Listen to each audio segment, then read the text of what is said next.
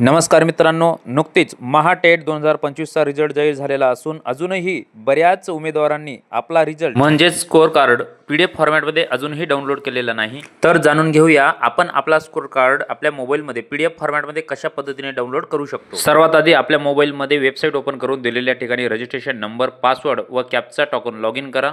Log in झाल्याबरोबर आपला score card या ठिकाणी दिसेल। वरती दिलेल्या 3 डॉटवर क्लिक करा। त्यानंतर असा इंटरफेस ओपन होईल, त्यापैकी शेअर यावर ओके करा। त्यानंतर पुन्हा असा इंटरफेस दिसेल, त्यापैकी प्रिंटवर ओके करा।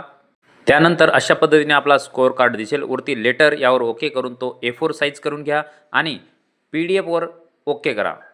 त्यानंतर या ठिकाणी खाली तुम्हाला सेव्हचा बटन दिसेल, त्यावर ओके करा आणि अशा पद्धतीने आपण आपल्या मोबाईलमध्ये स्कोअर कार्ड PDF फॉर्मॅटमध्ये डाउनलोड करून घेतलेला आहे।